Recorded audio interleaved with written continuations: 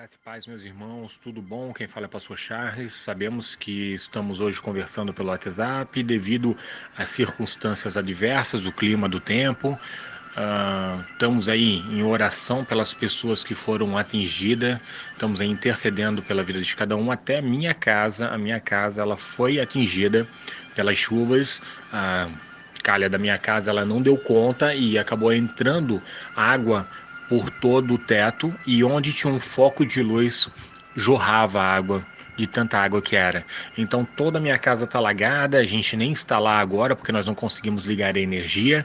Estamos na casa da minha mãe, depois vou para dormir na casa da minha sogra devido às circunstâncias, mas o reino de Deus não para, a palavra de Deus não para, e nós vamos continuar aquilo que Deus está manifestando sobre a nossa vida, que é a glória de Deus. Ainda falava ontem com o pastor André, com o pastor Benhur, que a glória de Deus ela é tão grande, que nem precisava mais ministrar. Simplesmente a gente se derramar na presença de Deus já era o suficiente de tanta glória. Eu entendo assim como ontem o pastor Benhur falou, em Êxodo 33:18, quando Moisés entrava na tenda, e ali quando ele estava na tenda com Deus, ele pediu para ver sua face. E eu entendo nesse momento que quando ele entra na tenda, a nuvem abaixa e a glória de Deus pegava todo aquele ambiente. E é isso que a gente está vivendo em cada dia nos cultos das primícias. E cada dia que está passando, essa glória, ela aumenta e aumenta. Mas a gente não pode parar essa glória hoje. Por mais que tivemos dificuldade, por mais que tivemos problemas, eu também tive. Eu tive problema na minha casa, estou com um problema de saúde, estou com uma infecção estomacal, estou há 2 dias já aí sofrendo com isso, mas eu entendo que a palavra de Deus ela vai ser liberada essa noite para você. Por mais que possa acontecer situações adversas, o reino de Deus nós não vamos parar. O reino, a palavra de Deus ela será introduzida hoje para você. Então eu peço que você dê a sua atenção. Eu vou resumir ao máximo a pregação de hoje. Uma outra oportunidade eu vou ter para pregar essa ministração de novo para vocês, mas eu quero que você fique atento. Atento para quê? Para que em 10, 15 minutos no máximo eu consiga encerrar e passar da parte de Deus aquilo que Ele colocou no meu coração e queimou. A gente vê um alinhamento, Deus moldando, Deus capacitando, Deus construindo um caminho novo para 2017. Se a gente for olhar desde o culto de Natal, o pastor Alessandro, ele falou de paternidade espiritual, onde que o pastor André e a pastora Carol não são nossos pastores, são nossos pais, e aquele que entendeu isso, ele vai receber um pai verdadeiro e uma mãe verdadeira espiritualmente na terra, onde que você não chama mais de pastor, você chama de pai, porque você tem que estar em família. A nação é uma família, e a nação forte, a partir de hoje, ela já era uma família, agora é uma família maior. O culto da virada do ano, o pastor André, ele falou de cortar o cordão umbilical, cortar o teu passado. Não esquecer, entenda bem, mas consertar o teu passado, mas se desligar dele. A gente conserta e se desliga, não fica mais preso. Então, falou de cortar o cordão umbilical. No primeiro culto, o evangelista Selma, ele traz pra gente um útero espiritual. Então, entendemos que quando Deus constrói um caminho, nós entendemos que é nosso pai e nossa mãe. Quando eu entendo isso, eu corto meu cordão umbilical com o meu passado. E ganho um útero novo para gerar uma nova vida, para gerar um novo começo, para gerar um 2017 de crescimento. No segundo culto das primícias, a gente vê o pastor Denis trazendo uma palavra rema.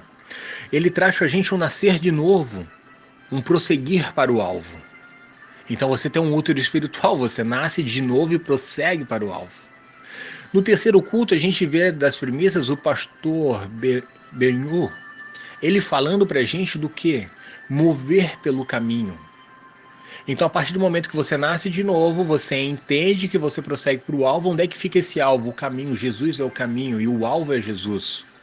Então, a gente vê Deus falando com a gente de um modo espetacular e transformando e fazendo um caminho novo ao qual nós vamos trilhar para 2017. Todos vocês que tiverem, como eu estou, conectado ao que o Deus está falando nessas primícias, a gente vai ter direção, uma diretriz para o ano todo. Por isso que dedicamos as primícias, os 7 primeiros dias do ano, totalmente para Deus. E não é uma situação adversa que nós vamos parar de continuar aquilo que Deus fez na nossa vida. O que Deus está querendo trazer para nossas vidas. E hoje à noite é uma noite de trazer para vocês uma palavra rema também. Uma palavra que a gente precisa ouvir. Por mais que possam estar tentando as circunstâncias não deixar que a gente escute isso, porque no mundo espiritual vai liberar grandes coisas na vida de vocês. Vocês vão entender o que é essa palavra de hoje. Se eu pudesse dar um título para essa palavra de hoje, eu daria o seguinte título: o que é pior, ser cego ou não enxergar?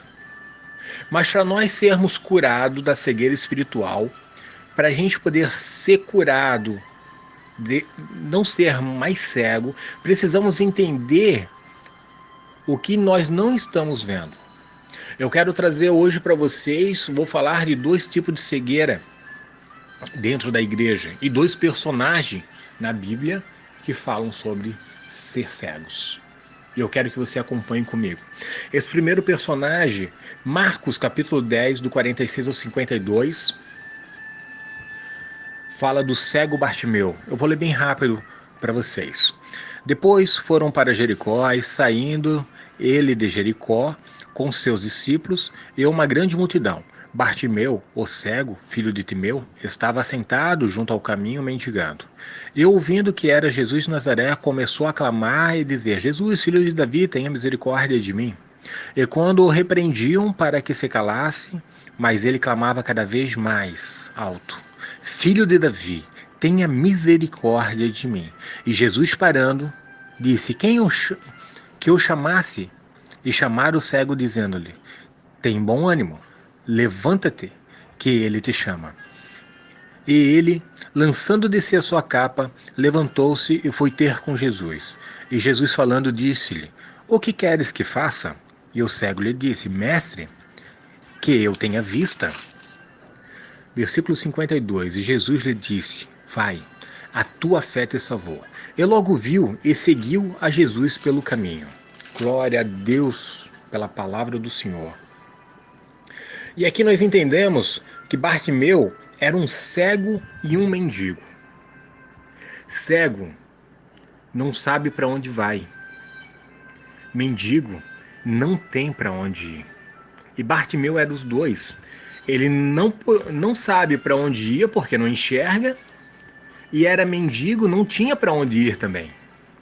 Na igreja estamos cheios de pessoas cegas e mendigas. Pessoas que, no meu ver, não sabem para onde estão indo ou não tem para onde ir. Bartimeu, ele era uma pessoa que ele não tinha nome.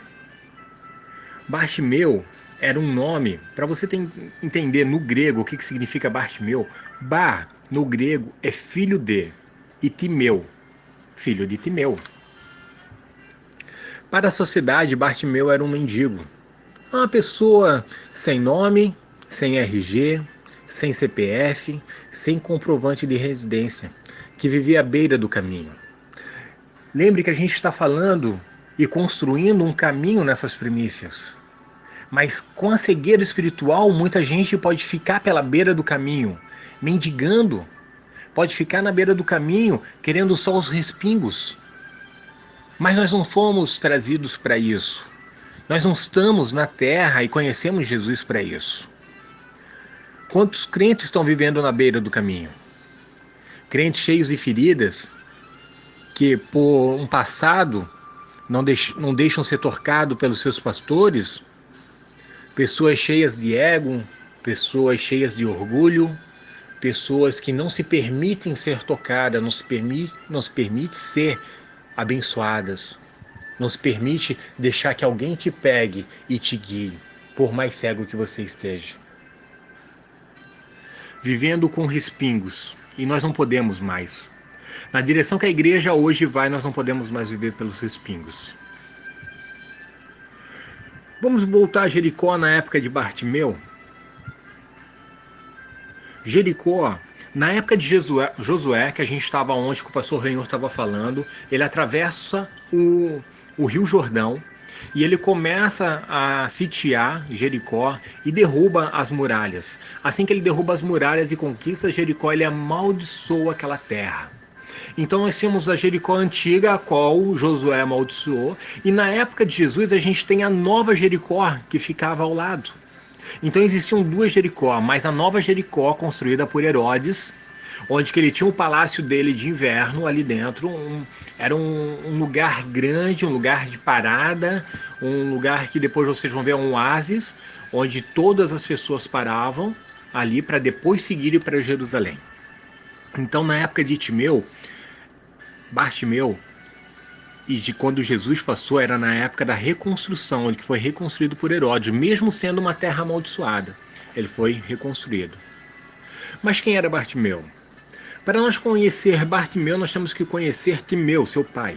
A Bíblia não fala de Timeu, mas segundo Flávio Joséfo, historiador, Timeu era um general israelita, aposentado e bem-sucedido, e ele tinha vários comércios, ele era um comerciante.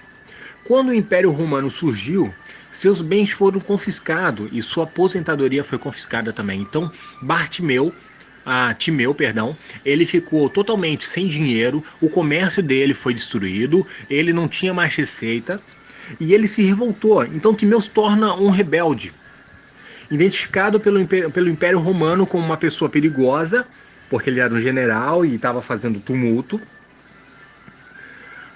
Ele ganha morte de cruz, ele é perseguido e ele é crucificado. Mas os seus filhos, quando isso acontecia na época dos romanos, os seus filhos não eram mortos, somente o pai era crucificado. E seus filhos eram arrancados os olhos ou vazados os olhos. Então, Bartimeu não era cego de nascença, Bartimeu foi cego devido ao que o pai dele fez. Então os olhos dele foram vazados. Justamente para quê? Para que o filho, quando crescesse, não se vingasse, não se tornasse um novo rebelde. Bartimeu, sem família, cego, só resta ser mendigar para sobreviver. Bartimeu herdou do seu pai uma maldição hereditária. Lembra que a gente já vem falando nesses cultos e primícias sobre maldição hereditária? Então, não foi ele que enfrentou os romanos, foi seu pai. Mas a carga espiritual, a maldição sobre o seu pai veio sobre a vida dele. Só que o Império Romano era muito organizado. E um filho de um rebelde cego, para poder mendigar, recebia uma capa. E a única coisa que ele podia ter era essa capa. Era uma identificação. E essa identificação era justamente para dizer assim, ó, esse é filho de um rebelde. E eles ficavam na porta da entrada das cidades, justamente para que quando as pessoas chegassem, pensassem duas vezes em querer fazer uma rebelião contra o Império Romano. Então essas pessoas, você vai entender que na época de Jesus existiam muitos cegos à beira das portas de entrada das cidades.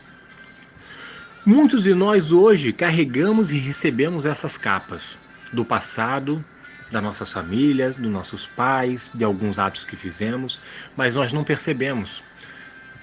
Aceitamos Jesus, ele perdoa nossos pecados, mas nós não largamos as capas. Isso é perigoso na nossa vida. Nós não largamos as capas. O nosso inimigo nos rotula e ainda entrega uma capa. Aquilo que parece que é para proteger, na verdade é uma maldição. O que é a capa? Capa é uma maldição, uma identificação, uma humilhação, uma vergonha. Segundo, é uma total dependência de uma pessoa sem atitude. Mas, para as pessoas que têm a capa, é uma proteção contra vento, contra chuva, contra poeira. Às vezes achamos que o que mais nos protege, na verdade, nos esconde para fora do caminho. Aí nós perguntamos, por que é tão difícil não conseguir romper, Por que é tão difícil eu ir para o culto e eu não recebo nada? Por que é tão difícil eu sair do lugar? Eu estou há 10 anos, eu estou há 2 anos, eu estou há 1 ano na igreja, eu não saio, não saio. Estamos presos a uma capa, a uma maldição hereditária sobre nós e nós não percebemos. Que aquilo que às vezes que parece que nos protege, porque eu não deixo que ninguém me toque, que ninguém se aproxima de mim, é aquilo que realmente está me afastando do caminho de Deus. Esse é o primeiro personagem, depois eu vou continuar para finalizar com nossa conclusão em cima do cego Bartimeu. Mas eu quero trazer rapidamente para você o segundo personagem dessa noite. E agora, conhecendo a história de Bartimeu, mas antes, voltando para o texto, quero falar de um outro personagem. Esse eu considero o mais perigoso. É aquele que está no caminho e não enxerga, mas tem olhos. Mas não consegue ver, mas tem olhos. Ele vê ao redor dele, mas não enxerga. Esse é o mais perigoso. Em Lucas 6,39 diz: pode porventura um cego guiar outro cego e não caírem ambos na cova? Então, essa palavra nós vamos falar de Judas, mas não como Judas como um traidor, mas como cego espiritualmente. Quando falo de Judas, falo de alguém que está no caminho, que está fazendo a obra, mas sutilmente, sem perceber, perde a sua salvação. Sem perceber, o seu ministério o consome. Sem perceber, eles largam as coisas principais de Deus e o traem. Mas não vamos voltar à traição, vamos voltar à cegueira. Significado de Judas, para você ver qual é o significado do nome de Judas e como o Satanás ele atacou justamente essa pessoa e por que ele atacou Judas. Judas significa louvor. Na época de Jesus, se a gente perceber, Jesus mesmo ele tem um filho chamado, tem um irmão, perdão, chamado Judas. Era comum, natural, uma família grande, ela ter uma pessoa, um dos filhos chamado Judas, que era louvor, adoração a Deus. Nós temos que entender que Judas ele foi escolhido por Jesus. Jesus ele fica uma noite inteira em oração para escolher os 12 discípulos. Ele tinha um cargo, Judas, e um cargo, não um cargo qualquer, ele tinha um cargo de confiança, então Judas tem que ser uma pessoa qualificada, de qualidades específicas, um homem inteligente. Judas não era qualquer pessoa. E Judas me impressiona, principalmente porque ele anda com Jesus durante esses 3 anos. Judas, junto com aqueles 70 que sai para pregar, evangelizar 2 em 2, eu acredito, que Judas ele pregou a palavra de Deus. Ele pregou sobre o reino. Ele pregou sobre o Messias. Ele voltou impactado, cheio, que os demônios fugiam pela autoridade do nome de Jesus. Mas a religiosidade, o seu ministério, o cegou. Às vezes estamos tão envolvidos com o ministério que esquecemos do verdadeiro caminho. Esquecemos do verdadeiro Jesus. Esquecemos daquilo que realmente fomos chamados para fazer. Porque às vezes um ministério, ele acaba nos corrompendo. Mas eu estou fazendo a obra. Mas eu estou me dedicando. Mas às vezes você está fora do caminho de Deus. E nós temos que cuidar. E essa noite, como é uma palavra para a igreja e para a liderança, nós temos que cuidar. Porque às vezes achamos que estamos fazendo. Não deixe que a sua ou a minha ou a nossa religiosidade nos segue nessa noite. Judas, sutilmente, ele foi cego por Satanás, ao ponto de no final ele trair. Ao ponto que não foi só o fato dele trair, foi o fato dele perder a sua salvação. Aí vamos chegar lá no céu e vamos se surpreender com pessoas que a gente achava que não iam estar lá. E pessoas que a gente tinha certeza que iam estar e não vão estar. E a gente vai entender que eles se tornaram religiosos e saíram da vontade do caminho e da presença de Deus. Mas indo para a conclusão, para a gente já logo terminar, nós temos que entender que essa mensagem é um apelo a uma última oportunidade. Quando a gente fala agora desse contexto, vamos voltar para o contexto do cego de Jericó, de Bartimeu. Nós vamos entender versículos a versículo rapidinho, só para a gente ter uma ideia. Depois foram para Jericó, e saindo ele de Jericó com seus discípulos e uma grande multidão. Na época, Jericó ele era um lugar de passagem. O que acontece? Todas as pessoas que vinham do Egito, vamos lembrar qual era a situação nessa época que Jesus estava lá. A situação era, Jesus é a última vez que ele passa por Jericó e ele está a caminho de Jerusalém para a Páscoa. Depois disso, ele vai no cenáculo, ele faz a Santa Ceia, ele vai para o Monte das Oliveiras, ele chora sangue, ele soa sangue, ele é preso, ele é crucificado, ele ressuscita, ele não volta mais para Jericó. Então, essa mensagem é a última oportunidade para o cego Bartimeu, é a última oportunidade, de repente, para mim e para você. É isso que nós precisamos colocar na nossa mente essa noite. Então, todas as pessoas que iam para a Páscoa, eles se reuniam em Jericó. Jericó ele fica a 25 quilômetros, mais ou menos como daqui da igreja até Itajaí. 25 quilômetros, um lugar perto, porém, Jericó ele fica aos pés do Mar Morto. Nós estamos falando de um lugar, de uma depressão, 400 metros abaixo do nível do mar. Jericó, dali até Jerusalém, 25 quilômetros, nós estamos falando de 25 quilômetros de deserto e subida de 1.000 metros. Não tem mais descida, é só subida. Só que esse caminho era um caminho muito perigoso. Então as pessoas se reuniam em Jericó, pegavam seus mantimentos e se reuniam em grupos para não ser saqueados no caminho. Então quando Jesus está chegando à porta de Jericó, ou saindo de dentro dela, se ouve uma grande multidão. E Bartimeu cego, filho de Timeu, estava sentado junto ao caminho mendigando, pedindo esmola. E de repente imagina aquele cego não conseguindo ter noção, porque ele não consegue imaginar, ele começa a ver gritarias e gente passando e tal. O que está acontecendo? Mas o que está acontecendo nesse lugar? Então a gente percebe que ele pergunta, eu ouvindo que era Jesus de Nazaré. E logo começou a clamar. Irmãos, Bartimeu, ele poderia ser cego, mas não era cego espiritualmente. Aqui a gente vai aprender um princípio muito grande. Você quer chamar a atenção de Deus, você quer ser diferente das outras pessoas, para resultados diferentes você tem que fazer coisas diferentes. Percebe que a multidão vem e todos estão falando a mesma coisa. Quem é que está vindo? Jesus de Nazaré.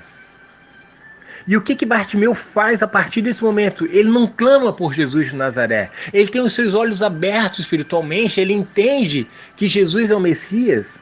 E nesse momento ele diz, Jesus, filho de Davi, tem misericórdia de mim. Ele chama a atenção de Jesus.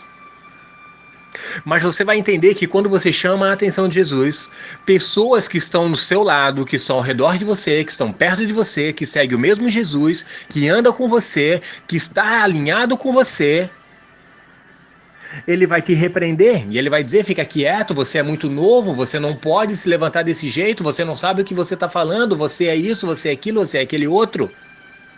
Mas quanto mais as pessoas repreendiam Bartimeu,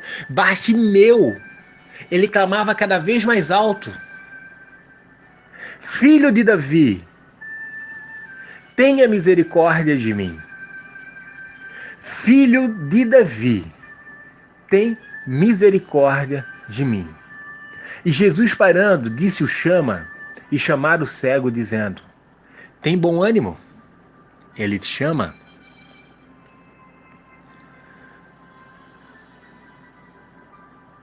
Tenha bom ânimo, ele te chama. Essa noite, Jesus está te chamando a um verdadeiro encontro.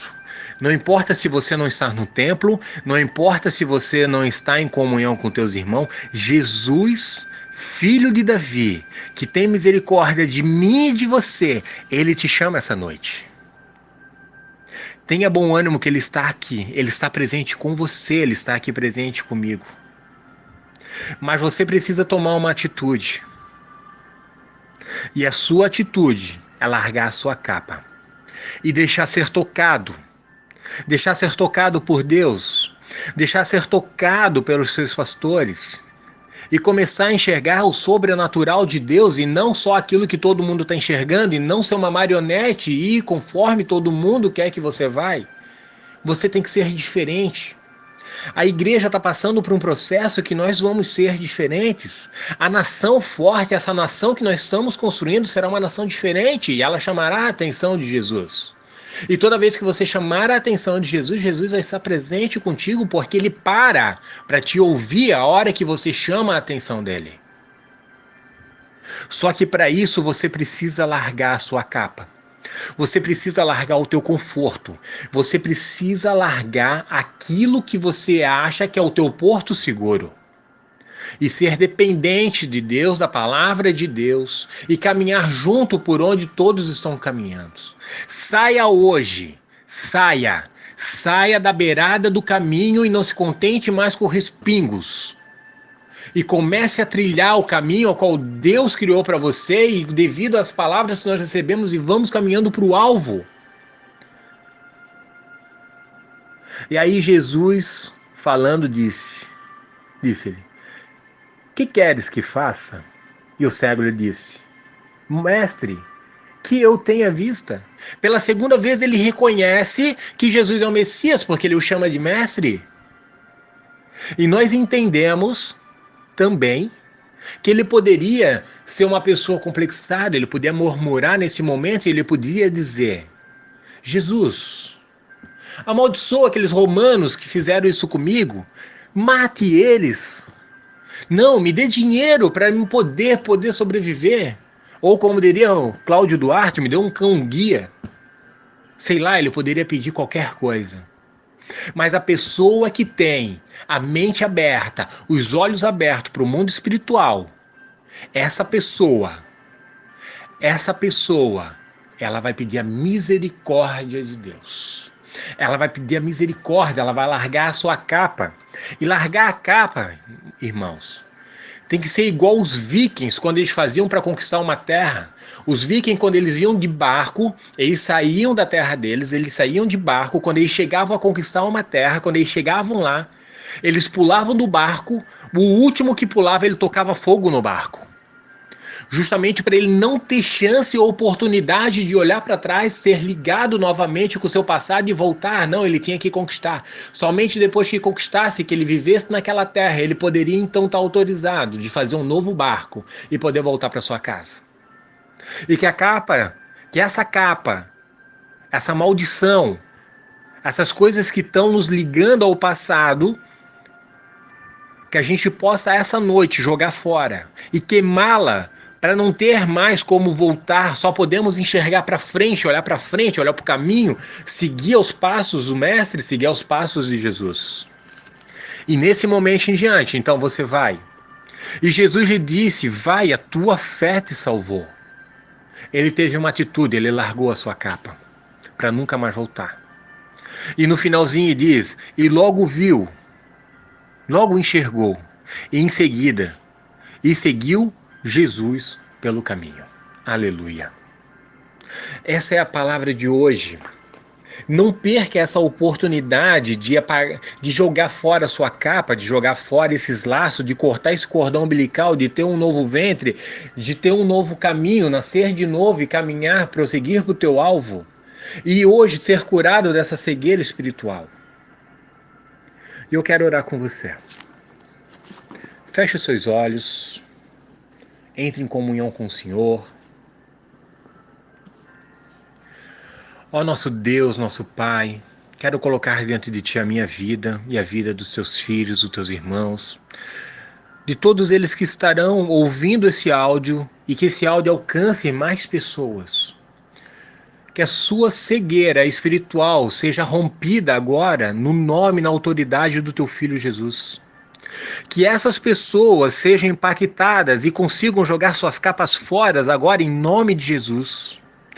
Que o mundo espiritual delas, tudo aquilo que o Senhor tem programado, que elas possam receber a partir do momento que o Senhor curar a cegueira espiritual deles. Pai, em nome de Jesus, que cada um que esteja recebendo essa oração, que esteja recebendo essa palavra, seja curado agora na autoridade do nome do teu Filho. Que eles possam enxergar Ele como um Messias, que eles possam enxergar, Senhor, Ele como nosso Mestre, Pai. Que teus filhos possam sair da beirada do caminho e não se contentar mais com respingos e ir agora ao caminho do alvo e prosseguir e finalizar, assim como Paulo, a sua carreira. Pai, em nome de Jesus, que teus filhos agora sejam tocados pelo teu Espírito Santo de Deus. Pai, que teus anjos ministradores, onde tiver alguém escutando esse áudio, possa ser tocado agora, Pai. Que a tua manifestação da tua glória possa ir até lá. Possa cobrir, que alguns consigam enxergar a nuvem ao redor deles, Pai. Assim como Moisés entrava na tenda e a tua nuvem descia de glória e preenchia todo aquele ambiente, Pai. Que seus filhos possam ser preenchidos, Senhor, agora com a tua glória e curado dessa cegueira, Pai. Pai, em nome de Jesus. Jesus, filho de Davi, tenha misericórdia de mim e dos meus irmãos. Toca na vida deles, Pai. Toca na saúde. Toca no financeiro. Abençoa cada um, Senhor, em nome de Jesus. Que eles não venham se desviar, Senhor, por causa do seu ministério, por causa da sua religiosidade, Senhor.